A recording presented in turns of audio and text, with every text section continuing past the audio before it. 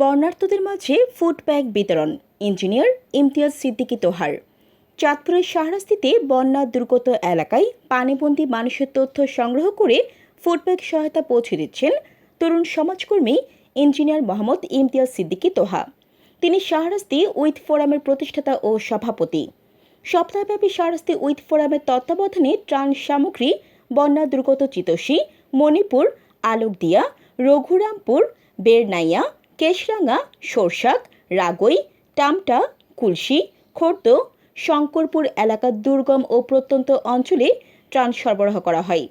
ত্রাণের মধ্যে ছিল চাল, ডাল, চিরা, মুড়ি, তেল, লবণ, আলু, পেঁয়াজ, মরিচ গুঁড়া, মশলা, হলুদ গুঁড়া মশলা, খাবার পানি, দেয়াশলাই, ওরসালাইন, বিস্কিট, স্যানিটারি ন্যাপকিন ও পানি বিশুদ্ধিকরণ ট্যাবলেট।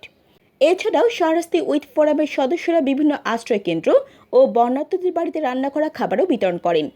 ইঞ্জিনিয়ার মোহাম্মদ ইমতিয়াজ সিদ্দিকী তোহা জানান, বন্যা কবলিত এলাকায় প্রথম থেকেই ত্রাণ বিতরণ ও উদ্ধার কার্যক্রম পরিচালনা করে আসছে শাহরাস্তি উইথ ফোরামের সদস্যবৃন্দ।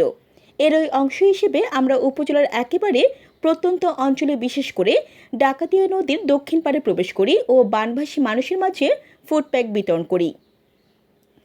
এছাড়াও ত্রাণ বিতরণ কার্যক্রমে অংশ নেন শাহরাস্তি উইথ ফোরামের সিনিয়র সহ সভাপতি মোহাম্মদ শাহজাহান ভুইয়া লিটন, সহ সভাপতি মোহাম্মদ কামরুল হাসান, সাধারণ সম্পাদক মোহাম্মদ সাখাওয়াত হোসেন স্বপন, যুগ্ম সাধারণ সম্পাদক সৌরভ হোসেন সৌরভ, বিজ্ঞান ও প্রযুক্তি বিষয়ক সম্পাদক মঞ্জুল হাসান সৈকত, সাহিত্য ও সংস্কৃতি বিষয়ক সম্পাদক মোহাম্মদ শরীফুল ইসলাম, তথ্য ও গবেষণা বিষয়ক সম্পাদক মোহাম্মদ শাওন, সদস্য গাজী নাবিদ ও জাবেদ প্রমুখ।